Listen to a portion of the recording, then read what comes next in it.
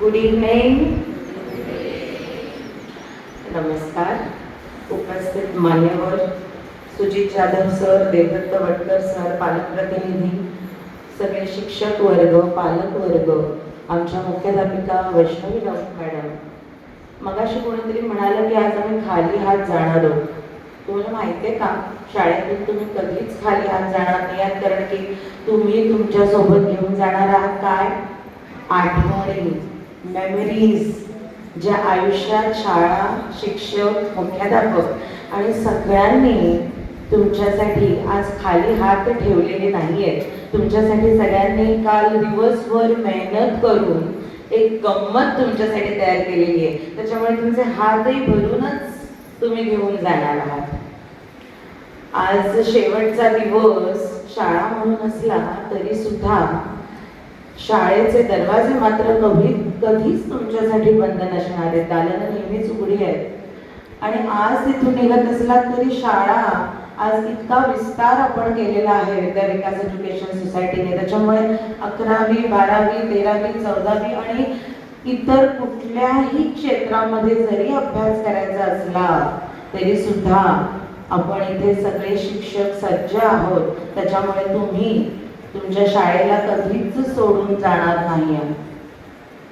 आता मोठे होताना प्रत्येक जण डॉक्टर होणार, इंजिनियर होणार, अधिकारी होणार, हे सगळं होणारच होतं. पण सगळ्यात सोबत काय महत्वाचं आहे माहिती आहे? काय व्हायचंय तुम्हाला? सगळ्यात आधी डॉक्टर, इंजिनियर, अधिकारी होण्याच्या सुद्धा आधी आपल्याला काय व्हायचंय? आपल्याला एक चांगला माणूस व्हायचा आहे. ही जाण जरी तुमच्या सगळ्यांमध्ये आहे ना, ती खूप छान आहे. त्याच्यामुळे जोरदार तुमच्या स्वतःसाठी टाळ्या होऊन जाऊ दे आणि टाळ्या अशा वाजवायच्या.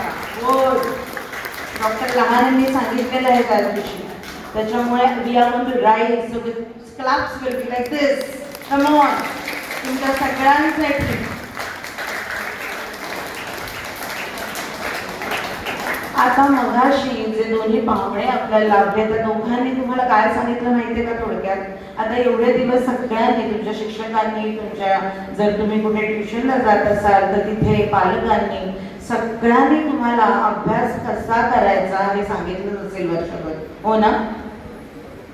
पण मी आज तुम्हाला सांगणार आहे की मगाशी जी उदाहरणं तुम्हाला मिळालेली आहेत की प्रत्येक गोष्टीला आयुष्यात तुमच्या विचारांची दिशा आणि प्रत्येक गोष्टीला आयुष्यात सक्सेसफुल होताना लागतो तो प्रोसेस टाइम, आणि तो आपण प्रत्येक जण स्वतःला दिला पाहिजे.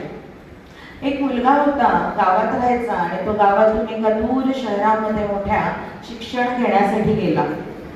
तो शिक्षण घेण्यासाठी ॲग्रिकल्चर फील्डमध्ये गेला. शिक्षण त्याने पूर्ण केलं आणि पुन्हा तो आपल्या गावात आला. गावात त्यांची शेती होती, वडील इतके वर्ष शेती करायचे आणि तिथे त्याने एक जो कोपरा होता त्याच्या शेतीचा, तिथे काही बीज पेरली. बीज पेरल्यानंतर काही काळ गेला आणि प्रत्येकाला गावातून असं वाटत होतं की अरे, की हे जे आज बीज पेरली आहेत हा कुठेतरी नवीन काहीतरी शिकून आलाय, म्हणजे नक्कीच काहीतरी आपल्याला पटकन बघायला मिळेल. म्हणून रोज लोक यायची, तिथे पाहायची काही दिवसांनी. पण असं 1 वर्ष गेलं, 2 वर्ष गेली, 3 वर्ष गेली, 4 वर्ष देखील गेली. पण त्या वडिलांना त्या मुलावर विश्वास होता. ते म्हणाले नक्कीच माझा मुलगा काहीतरी शिकून आलाय, म्हणजे काहीतरी होणार त्यातून. आणि जेव्हा 5वं वर्ष आलं त्यावेळेला मात्र ती जी काही पेरलेली बीज होती त्याची मुळं वर आलेली दिसायला लागली आणि अवघ्या 1.5 महिन्यामध्ये तिथे 180 फूट वरती ती झाडं उभी राहिली. कुठली झाडं असतील बरं पटकन उभी राहणारी? बांबूची झाडं, जी पटकन वर आल्यानंतर उभी राहतात. आणि मला तुम्ही सांगा की ही 1.5 महिन्यातच झाडं मोठी झाली का? मग काय लागलं? 4 वर्ष 5 वर्ष ज्या गोष्टीला लागली ती काय लागली? ती झाडं त्यांची जी मुळं होती ना ती घट्ट करत होती खाली आणि नंतर ती मोठी झाली. म्हणजे प्रत्येक गोष्टीला लागतो तो प्रोसेस टाइम. आता एक मुलगा 13 वर्षापासून ते 52व्या वर्षीपर्यंत त्याचा एक मोठा प्रवास, 52 वर्ष तो मुलगा एका गोष्टीसाठी झटला. तो स्वतः गौर वर्णाचा होता, गोरा होता, पण त्या काळात अमेरिकेमध्ये तेव्हाही रेसिझम होती, ब्लॅक अँड व्हाईट यांच्यामध्ये. आणि तो माणूस अतोनात त्या व्यवस्थानामध्ये ते त्रास, स्लेवरी जी होती ती नष्ट करण्यासाठी सतत झटत होता. पण त्याला स्वतःचा प्रवास सक्सेसफुल होण्यासाठी 52 वर्ष लागली. आणि ते कोण माहिती आहेत का? जे नंतर राष्ट्राध्यक्षपदी झाले, जे राष्ट्राध्यक्ष झाले ते म्हणजे इब्राहिम लिंकन. माहिती आहेत ना आपल्या सगळ्यांना? नाव तर ऐकलं असेल इतिहासामध्ये. तर त्या माणसाला 52 वर्ष लागली स्वतःला सिद्ध करायला. जो कष्ट तो 18व्या वर्षापासून करत होता, जे काम तो करत होता ते मिळवण्यासाठी, प्रतिष्ठा मिळवण्यासाठी, मोठं होण्यासाठी 52 वर्ष लागली. म्हणजेच काय, प्रत्येक गोष्टीची प्रोसेस टाईम असते. आज तुम्हाला वाटत असेल की आज सगळ्या गोष्टी आपल्याला उपलब्ध होत नाही आहेत, हरकत नाही, पण त्या गोष्टींनाही वेळ लागेल. पण आज तुम्ही काहीतरी कुठेतरी उभे राहाल. आणि त्यासाठी तुम्हाला एक छोटंसं उदाहरण मी अजून देणार आहे. एक मुलगा होता, अमेरिकेत बॉर्न झाला होता, अमेरिकेतला मुलगा होता आणि ही वॉज ब्लॅक. आता मी ब्लॅक म्हणते त्याला कारण की पुन्हा त्या काळामध्ये जेव्हा 1963 साली जेव्हा त्याचा जन्म झाला त्या काळात सुद्धा रेसिझम होतं. तिथे खूप ब्लॅक आणि व्हाईट यांच्यामध्ये फरक, डिस्क्रिमिनेशन केला जायचा. आणि तो 13 वर्षाचा मुलगा इतका दुःखी व्हायचा की कुठे गेलं तरी प्रत्येक गोष्टीमध्ये त्याच्याबरोबर द्विजाभाव व्हायचा. आणि वडिलांची परिस्थिती देखील फार काही छान नव्हती, गरिबी होती. त्यामुळे आपलं आयुष्य असंच जाणार यासाठी तो अतिशय दुःखी होता. त्या वडिलांनी ती गोष्ट जाणली आणि त्या वडिलांनी एक दिवस काय केलं, एक घरात कपडा होता, सगळ्यांनी ऐका हा, आणि नंतर त्या माणसाचं नाव जेव्हा तुम्हाला कळेल तेव्हाही कळेल की तो माणूस कोण होता, तुम्ही ओळखता त्यांना. त्यांनी एक कपडा जो तिथे पडलेला होता घरात, तो कपडा त्या मुलाला दिला आणि त्याला सांगितलं की तुला काय वाटतं की हे जर कपडा आम्ही आज विकला तर याचे किती पैसे आपल्याला मिळतील. तो मुलाने त्या कपड्याकडे बघितलं, जुना कपडा होता, बहुतेक 10 सेंट मिळतील, म्हणजे नॉट इव्हन $1, $1 कमी असते 10 सेंट त्या काळात. तर वडील म्हणाले की नाही, तू $1 हा कपडा विकून यायचा. तर मुलाला थोडं कठीण वाटलं की हे कसं होईल. त्याने तरीच देखील ते चॅलेंज स्वीकारलं आणि 2 दिवस विचार केल्यानंतर तो कपडा स्वच्छ धुतला. त्या काळात त्यांच्याकडे इस्त्री देखील नव्हती, तर एखाद्या बेड खाली ठेवून त्याला इस्त्रीचा इफेक्ट कसा देता येईल तो दिला आणि तो कपडा घेऊन तो एका बाजारात उभा राहिला. किमान 7-8 तासाच्या प्रयत्नानंतर कसा कसा तो कपडा $1 त्या दिवशी विकत गेला, झाला, विकला गेला. घरी आला तो मुलगा आणि त्या वडिलांकडे त्याने $1 दिले. त्यानंतर दुसऱ्या दिवशी देखील त्या वडिलांनी त्याला एक अजून कपडा दिला आणि त्याला सांगितलं की आता तू $10 आणून दाखवायचे त्या कपड्याचे. त्याला अजूनच कठीण वाटलं की $10, जो $1 पण किंमत नाही आहे, ती गोष्ट आता मी $10 कसा विकणार. त्याने 2-4 दिवस नीट विचार केला, त्याच्या बुद्धिमत्तेचा वापर त्याने त्या वेळेला नीट केला. त्याच्या हे लक्षात आलं की आपला एक छोटा भाऊ आहे, आपला एक कझन आहे जो अतिशय छान कार्टूनची चित्र काढतो. त्याने तो कपडा घेतला, त्या मुलाकडे गेला, त्याच्या भावाकडे, आणि त्याने सांगितलं की ह्या कपड्यावर एक छान कार्टूनचं चित्र काढून दे. त्याने ते चित्र काढलं, नेहमीसारखं ते प्रोसेस त्या कपड्यावर केली आणि पुन्हा त्याच्या डोक्यात आलं की आता मी कुठे जाऊन हा कपडा विकायचा. तर मी ह्या अशा ठिकाणी गेलं पाहिजे जिथे श्रीमंत लोकांची मुलं शाळेत जातात, तिथेच कोणीतरी $10 कपडा घेईल ना. त्याच्यामुळे तो जातो तिथे, त्या शाळेच्या बाहेर उभा राहतो आणि काही तासांनंतर एक लहान मुलगा तिथून चालत असतो आणि त्याला ते कार्टून आवडतं. तो त्याच्या आईला सांगतो की मला हे हवंय. त्या आईसाठी त्या काळात $10 काही फार मोठे नसतात, कारण ती श्रीमंतांची शाळा असते. ती त्याच्याजवळ येते आणि त्याला विचारते की हे ड्रॉइंग कुणी काढलंय. तर तो सांगतो की माझ्याच वयाचा एक छोटा माझा भाऊ आहे आणि त्याने हे ड्रॉइंग काढलंय. तर हे ऐकून तिला अजून आनंद वाटतो आणि ती अजून $2 त्या मुलाला देते. म्हणजे आता किती होतात त्यांच्याकडे? $12. ते $12 घेऊन तो घरी येतो, वडिलांना देतो. दुसऱ्या दिवशी वडील पुन्हा त्याला एक कपडा देतात आणि म्हणतात की आता तुझा हा कपडा मात्र $100 विकत गेला पाहिजे. आता तर हे खूपच मोठं त्याच्यासमोर चॅलेंज होतं की आता हे मी कसं करणार. काही दिवस मध्ये लोटले कारण की त्याला कुठलीच पद्धतीची युक्ती सुचत नव्हती. आणि काही दिवसांनी त्याच्या लक्षात आलं की आपल्या शहरामध्ये एक मोठी ॲक्ट्रेस येणार आहे. आणि मग तो पूर्ण नेहमीप्रमाणे ती प्रोसेस त्या कपड्यावर करतो. आणि ज्या दिवशी ती ॲक्ट्रेस येणार असते त्या दिवशी तो त्या ठिकाणी तिथे हजर होतो. लहान असतो त्याच्यामुळे पटापटा वाट काढतो आणि त्या ॲक्ट्रेसपर्यंत जाऊन पोचतो आणि तो कपडा घेऊन तिला म्हणतो ऑटोग्राफ प्लीज. आणि ती जी ॲक्ट्रेस असते ती सुद्धा त्याच्याकडे फार कुतूहलाने बघते कारण कॉन्फिडेंटली इतकासा लहान मुलगा तिच्याकडे आलेला असतो. त्याच्यामुळे पटकन ती त्याच्यावर ऑटोग्राफ देते आणि तो मुलगा तो कपडा घेऊन भर बाजारात मध्यभागी जाऊन उभा राहतो आणि जोर जोरात ओरडत राहतो की ह्या ॲक्ट्रेसची सही असलेला ऑटोग्राफ असलेला हा कपडा आहे. आणि अक्षरशः इतकी गर्दी होते, बोली लागते. आणि तोच कपडा जवळजवळ $1200 सुद्धा विकला जातो. बघा, एक इतकी जी $1 न मिळणं, तो $1200, तो मुलगा ते $1200 घेऊन वडिलांकडे येतो, देतो. वडील त्याला म्हणतात की बरं हे इतके कपडे तू मध्ये विकलेस, तू काय या सगळ्यातून शिकलास. तर तो म्हणतो आपली बुद्धिमत्ता असेल आणि आपण प्रयत्न केले तर आपण सगळं मिळवू शकतो. ते म्हणाले बरोबर आहे, तू हे म्हणतोयस तेही बरोबर आहे, पण तुझ्या हे लक्षात आलं पाहिजे की ही जी गोष्ट आहे त्याच्यात जीव नाहीये, तरी सुद्धा त्याची किंमत इतकी वाढू शकते. ती निर्जीव वस्तू, तर तू तर जिवंत प्राणी आहेस. तू स्वतःची किंमत किती पटीने वाढवू शकतोस हे तुझ्या लक्षात आलं पाहिजे. त्याच्यामुळे दुःखी होणं हे त्याचा पर्याय नाही, तर आपण मेहनत करून पुढे काहीतरी करून दाखवणं हा पर्याय आहे. आणि you are a living thing, so you can do wonders. आणि ते वाक्य त्या मुलाने लक्षात ठेवलं. आणि माहिती आहे का ते कोण आहेत? ते त्या काळातले मोठे ॲथलीट मायकल जॉर्डन.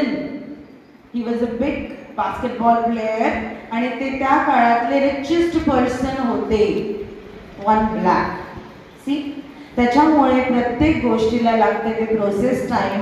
आज तुम्ही जसे आहात तसंच पुढे आयुष्य घडणार आहे, तुम्ही त्याच स्थितीत राहणार आहात असं अजिबात नसतं. दुसरी गोष्ट जसं सर म्हणाले मगाशी, दोघांच्याही बोलण्यातून कळलं की विचारांची दिशा. मग आपल्या विचारांची दिशा कशी हवी? आज आपण जे विचार करतोय ते योग्य दिशेने करतोय का? एक मनुष्य होता, तो मनुष्य चिलीम बनवायचा. चिलीम माहिती आहे ना, जी आपण फुकतो, चिलीम, जी आपण मातीची चिलीम बनवतात त्याला हुक्का म्हणतात. तो मातीने चिलीम बनवायचा आणि एक दिवस त्याला असं वाटलं की आता हे चिलीम बनवणं आपण बंद केलं पाहिजे. आपण या चिलीम बनवण्याच्या ऐवजी आपण मडकी बनवली पाहिजे. म्हणून तो काय करतो, तो सगळी जी चिलीम त्याच्याकडे बनलेली असतात ती सगळी माती मेल्ट करतो, वितळून टाकतो आणि त्याची मडकी बनवायला सुरू करतो.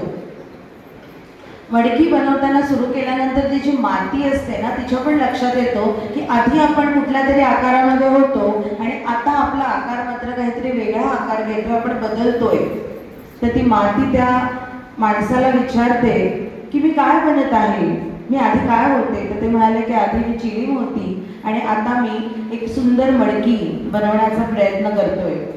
ती माती खुश झाली आणि ती त्या मनुष्याला म्हणाली की हे इंसान, तूने अपनी सोच क्या बदल दी, मेरी तो जिंदगी बदल गई. पहले मैं खुद भी गर्म रहती, औरों को भी गर्माहट देती, पर अब जबकि मैं आप मटके बना रहे हो मैं खुद भी शीतल रहूंगी, औरों को भी शीतलता दूंगी. ए भगवान, ए मनुष्य, तूने अपनी सोच क्या बदल दी, मेरी तो जिंदगी बदल गई. बघितलं, एक विचार माणसाचा किती फरक करू शकतो. त्याच्यामुळे तुमच्या सगळ्यांमध्ये ते ॲप्टिट्यूड आहे. तुम्ही प्रत्येक जण प्रत्येक क्षेत्रामध्ये उत्तम होऊ शकता. पण दोन गोष्टी, पहिली गोष्ट म्हणजे तुमचे विचार कुठल्या दिशेला तुम्ही करताय, positive thinking is very important. आणि दुसरी गोष्ट म्हणजे प्रोसेस टाईम, स्वतःला वेळ द्यायचा. स्वतःला घडवताना स्वतःला वेळ द्यायचा.